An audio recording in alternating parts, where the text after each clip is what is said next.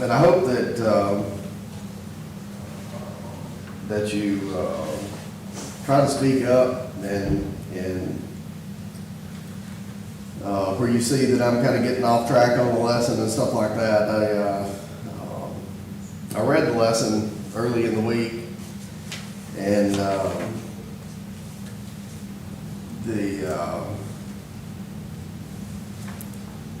I didn't see a lot of conflict in the lesson, and it's there is conflict there, but I didn't see a huge amount, and I think is being not necessarily the conflict that you have, but it's the confidence that you have when you're in that conflict. And I think this one, the Braves showed a lot of confidence last night with able to come back in the later innings of a game and actually pull something out. But if we'll read the first couple verses here, and I apologize for my reading. It's not going to be pretty. But and Lot also, which went with Abram and had flocks and herds and tents, and the land was not able to bear them. They might dwell together, for their substance was great, so that they could not dwell together. And there was strife between the herdmen and Abram's cattle and the herdmen of Lot's cattle, and the Canaanites and the Perizzite dwelled in the land. And Abram said unto Lot, let there be no strife, I pray thee, between me and thee, and between my herdmen and thy herdmen, for we be brethren.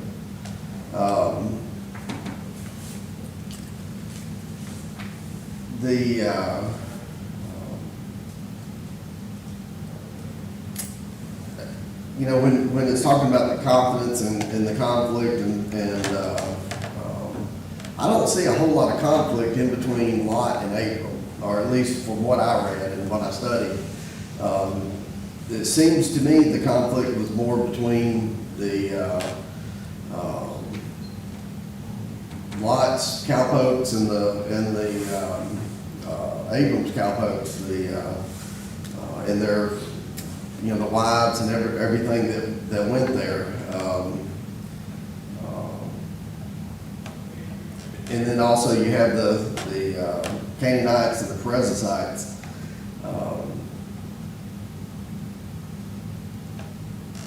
I think these first several verses here is basically just crowded conditions in the land. There wasn't a whole lot there.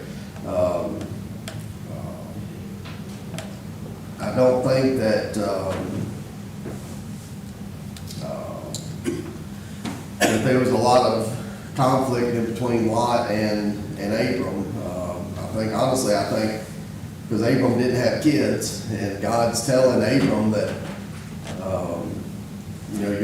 you'll be many and be a nation, and he's looking at Lot as his son, and I think he's looking at not having a huge conflict there.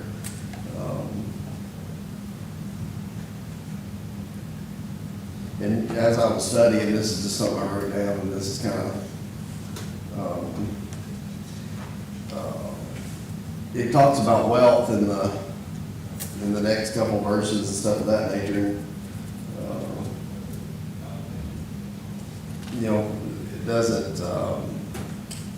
It doesn't ever mention like land to be part of wealth. There's gold and silver and cattle and sheep and goat and stuff like that. I thought that was kind of, as I was studying, I was wondering that. I think the main thing is Abram wanted peace. He didn't want conflict between any of this. So it may not have been Abram and Lot, whatever, but he saw the conflict, and he just wants, he had that desire for peace. Yeah. And whatever he needed to do. I mean, think about the different ways he could have handled this. Yeah, you get on into the lesson and that's something that I want to touch on, how Lot, Abram gave Lot the opportunity to choose which way he wanted to go. And he looked around and said, hey, that looks good, there's water, there's green grass, there's everything I need right there. And, God, or Abram let God choose for him which way he was gonna go. After Lot took what he wanted, he turned around and said, all right, which way do I go? And God showed him into Israel, or into Canaan. But I appreciate you speaking up. Would anybody like to read the next Genesis verses, which is 8 through 11, or 9 through 11? Is not the whole land before thee? Separate thyself, I pray thee, from me. If thou wilt take the left hand, then I will go to the right, or if thou depart to the right hand, then I will go to the left. And Lot lifted up his eyes and beheld all the plain of Jordan. Then it was well watered everywhere, before the Lord destroyed Sodom and Gomorrah, even as the garden of the Lord. Like the land of Egypt, as thou comest unto Zoar. Then Lot chose him all the plain of Jordan, and Lot journeyed east, and they separated themselves the one from the other.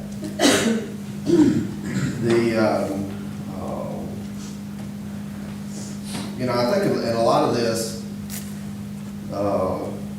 Abram's had conversations with God about what's going on and how it's going to happen, and they might have been one-sided conversations where he got what God wanted him to get, and I don't know that Abram had too much of a chance to ask him questions about it, but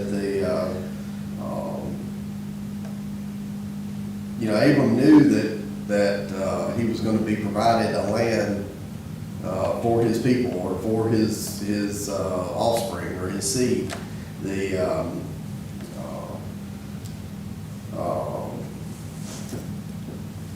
And something that I'm not very good at is whenever he decided to do this, he kind of let Lot choose first, which is not normally. Usually your eldest, or the boss, so to speak, is going to make the choice of what he wants first. But instead, he let Lot choose first which way he wanted to go, and what piece of land that he wanted. And I know there's a lot more that goes with this, that when you start reading and stuff like that, there's a lot to these verses. And Abram, and that there's a lot to read into the choices of Lot choosing the way that he went, and how Lot might have chose from like a worldly point of view, and chose a plentiful land, or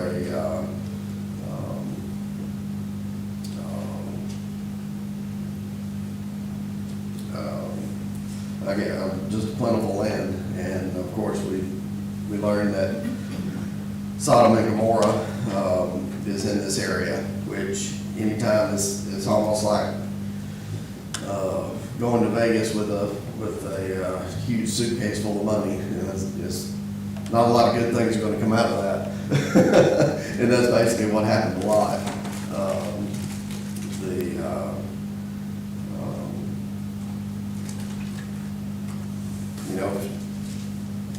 Should have things have worked out the same way or differently if Abram would have chose first.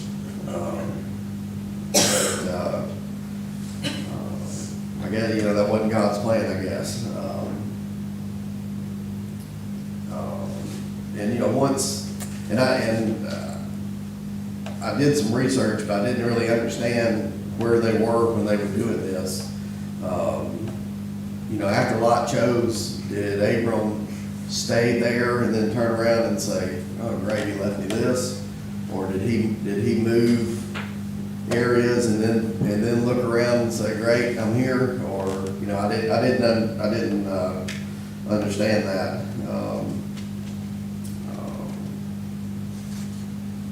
But he didn't, or in the verses that I found, you know, he didn't show any dissatisfaction with the land that was left to him, or that he chose, that Abram chose. And, you know, I've never been to into Israel or into that area. Just from the pictures I've seen, it seems to be like a pretty barren area. There's not a lot of grass and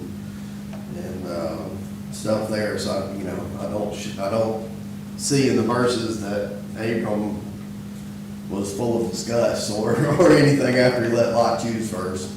But I know y'all got to have something else to. Well, I think it's interesting that, sure, he liked peace, he didn't like conflict, but he wasn't a pacifist. And in chapter 14, he takes his army to war. So when God needs him, I mean, that's why I think Christians get in trouble sometimes, where we're just supposed to be, oh, turn the other cheek, be acceptable of everything, and that's just not true. We're to hate evil. We're supposed to fight for God and His good. But I'm just always fascinated by, you know, obviously this was written after Sodom and Gomorrah had been destroyed, because in verse 10 it talked about that, before the Lord destroyed Sodom and Gomorrah. So and obviously I can just think of Lot. Where do you think he chose? I'm sure it was the most desirable to the eye. You know, so obviously that land, right, that was probably the most desirable to the eye, and he chose poorly because of the inhabitants in that land at that time. Well, I was understanding that it was after, or I'm sorry, before it was destroyed. Right. That's when he chose it. Okay. That's what I'm saying. Okay, Yeah. So that's why it was a desirable land until God destroyed it and wiped it out. So now you're talking about now, you know, I went down to the Dead Sea, and you should see the other side. When I looked on the map, like, oh, that's Sodom and Gomorrah. It's nothing but a worthless piece of rock or desert, or there's nothing there. So, but at one time, if Lot chose it, I'm sure it was very desirable to the eye and to the, but obviously he made a really poor decision, just because it may look good to the eye. It's the same with a job, right? We may have a job that looks perfect for the eye. It's got the most money, it's got this, it's got, and then it's the worst thing you ever did. Yeah, to me, that's the,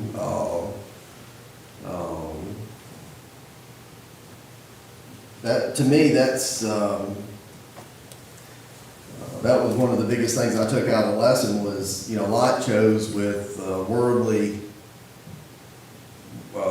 greed or with worldly possessions in his mind, I guess, or I don't know how else to say it. And you know, Abram asked God, which way do you want me to go from here? Because Lot had already chose the green grass, the water,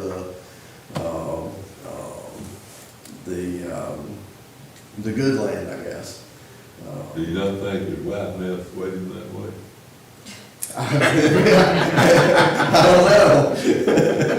I don't know. It's possible. No, Bill.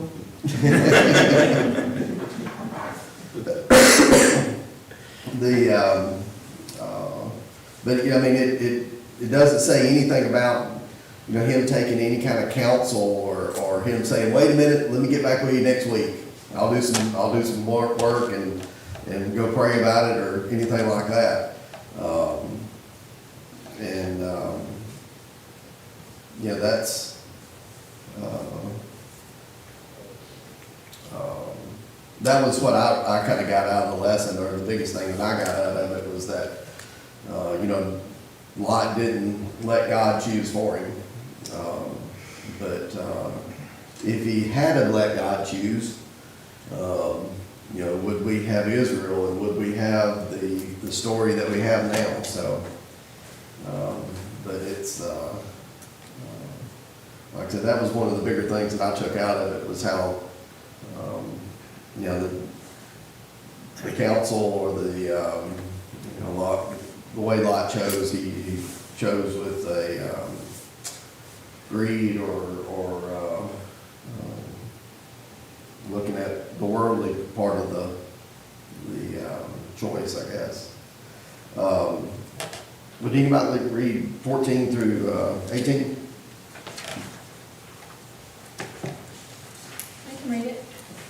Before I read it though, I was just thinking, like you said, the conflict wasn't between Abram and Lot, but yet Abram was such a wise leader that he recognized that this was a problem. You know, he's paying attention to his people.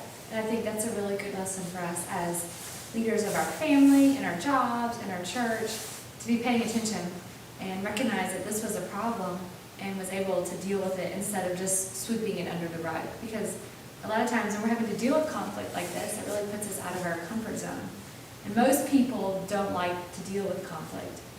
And I just think he really just showed great leadership here. Well, I think there's a lot of times that dealing with conflict is just part of life. Mm-hmm. It's something that you have to deal with, or that you deal with.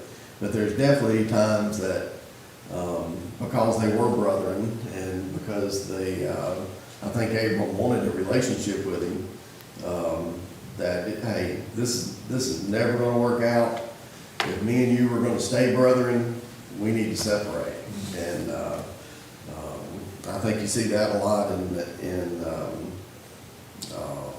you know, in people, and I hope that a lot, you know, I hope that nobody's really had to make these choices. But like I said, there's a lot of good things in the lesson, and I hope y'all help me bring out. Well, think how humble Abram had to be. He even let Lot, like you already pointed out, right? It's not Lot's decision. You know, it's not, he's the eldest, this is his brother's son. I mean, what kind of crazy person would humbly bow down, you know, humble themselves that much to let this kid make that decision? How old was Lot? Does anybody have an idea?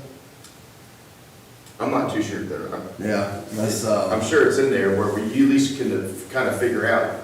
I looked and I didn't see anything, and there was some widely varying, you know, and most people seem to put him in his 20s.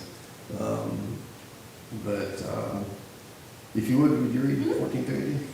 And the Lord said unto Abram, after that Lot was separated from him, Lift up now thine eyes, and look from the place where thou art northward, and southward, and eastward, and westward.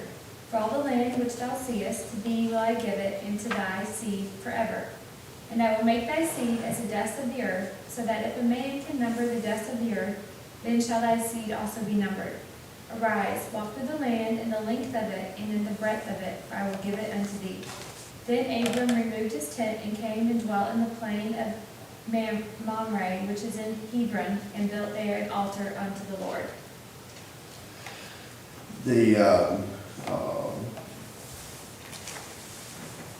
And, you know, I think when God was making his choice as far as which way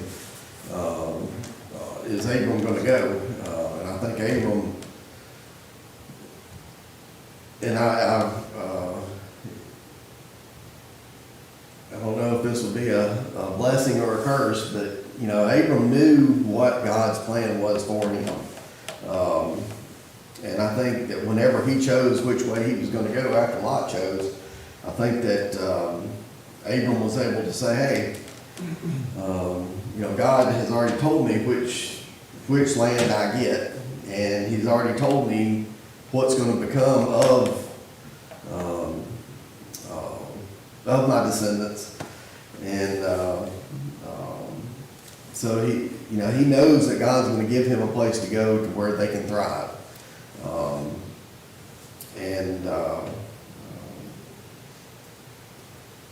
You know, I think God had well, obviously God had chose him Israel or Canaan.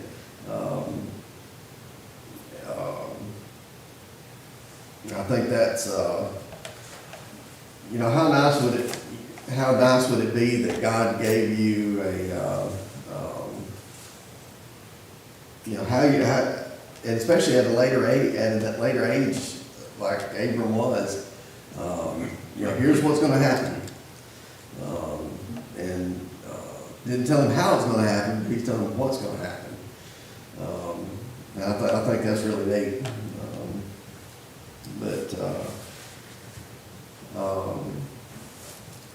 Robbie, when I think about Lot, I also compare him to the prodigal son.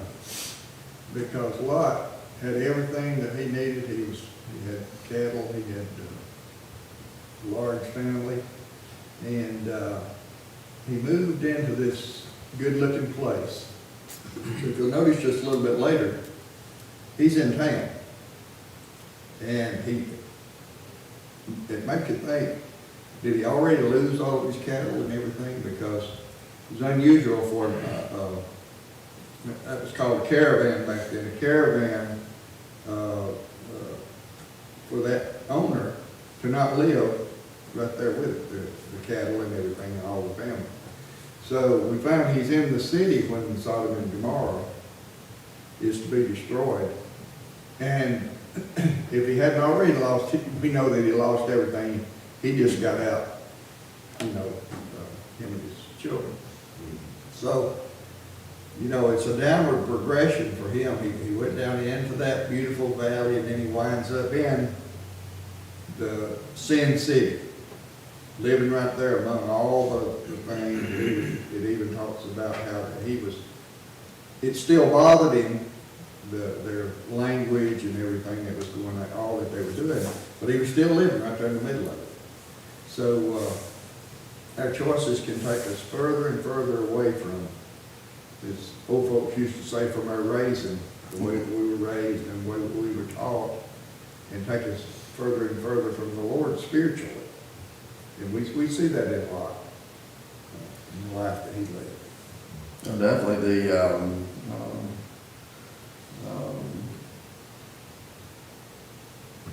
that's you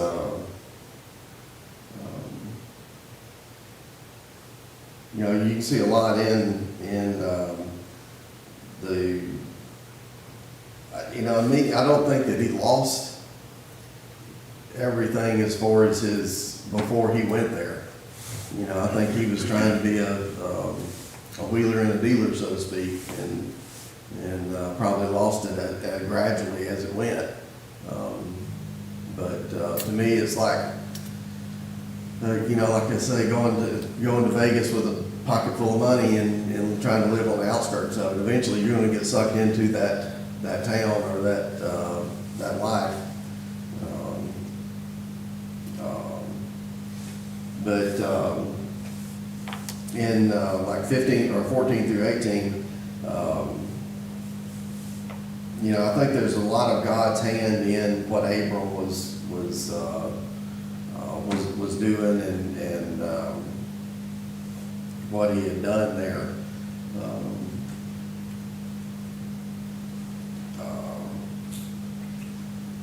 In 16, you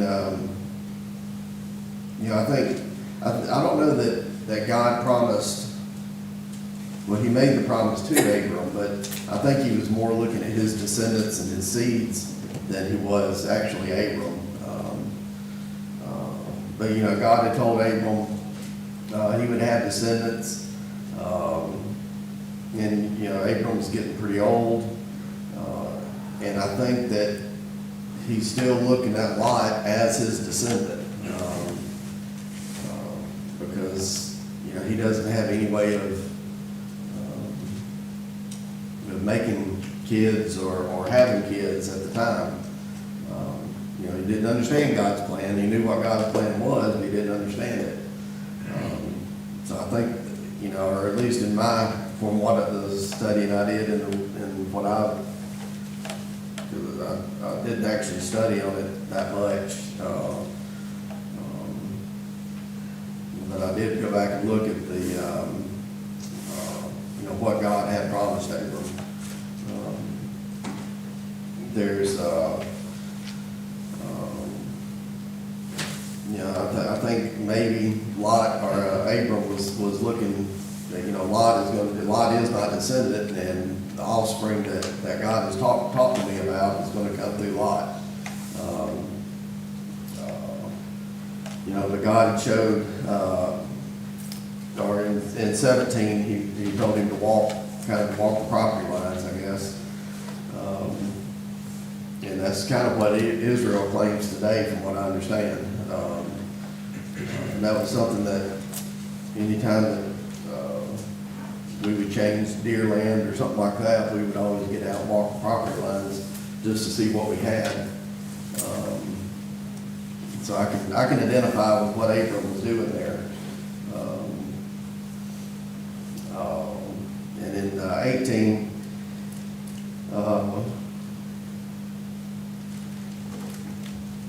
he builds an altar, and the land that he come to stay in, he built an altar, and I didn't see when he was in Egypt, that he ever built an altar there. And something else that I saw, it always talks about going down or going up. And I think when you're in God's will, you're going up. And I think when you're not in God's will, you're going down, even though that, you know, that you might be walking north, you're still going down. And that was something that, as I was reading the verses, that I was wondering and kind of, I thought that was kind of neat.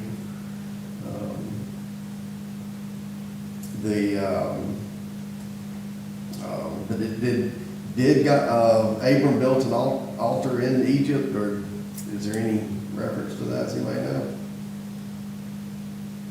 And I was wondering that because before he had an altar, and when he gets here, he built an altar.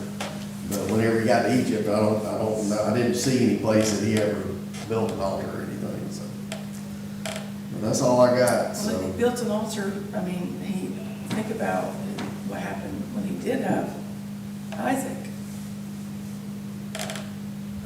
You know, the contrast between Lot and Abram is so clear. You see focused on God and not so focused on God, or at least getting some. Maybe Lot was focused on God, but if you look at what happens in his life, it kind of points to the fact that God is not really that important to him, and following God isn't. But Abram is a different story. Does he make mistakes along the way? Absolutely. I think I would probably have had a hard time accepting all that too. But you know, just the contrast between Lot and Abram to me is a lot of what I got out of this lesson. The importance of being humble, the importance of stopping and asking God to help you and lead you and guide you is just very, very important here. I think that's kind of the key thing there, is being able to ask God and let God send you in the way that He wants you to go. I think there's a lot of, I mean, again, it's kind of short passages, but there's a lot to them as far as studying them, and you know, studying Lot, studying Abram, and but you know,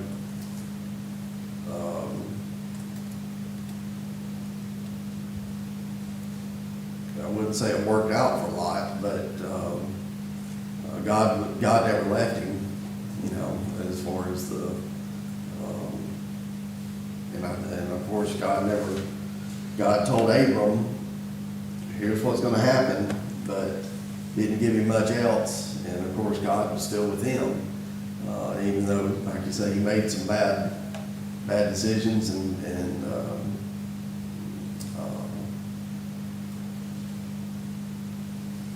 as far as, understanding what God wanted and trying to help it along, I guess. But that's something that comes up in the next couple lessons. But again, that's kind of all I got, so. And it's interesting to me that you already talked about Abram's wealth. Okay, all it talks about is his tents. So this man's this wealthy, he's just living in tent? I mean, here's someone who's not full of pride, who's humbly lets God lead him. I mean, you can see why Abram was chosen. But to me, it's just not right. I don't know, I can't imagine us being blessed so much with God's wealth and we're living in tents. I don't know. It's just another interesting thing when you study Abram.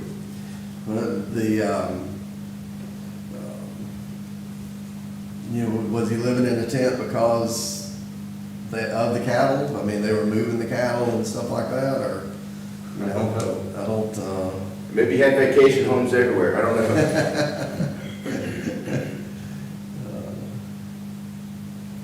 Like I said, there's a lot of good, a lot of good stuff you can take out of the verses.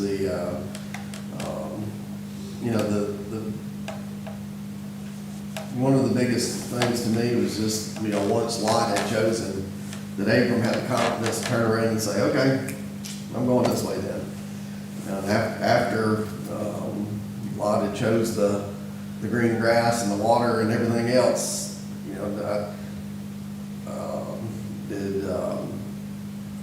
did Abram turn around and see another area or see Israel and say, oh, there's some more green grass and water over here, I'm going over here.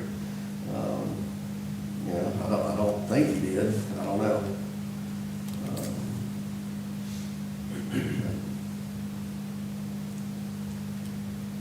So that's all I got. So thank y'all for coming, and go Dogs, go Braves.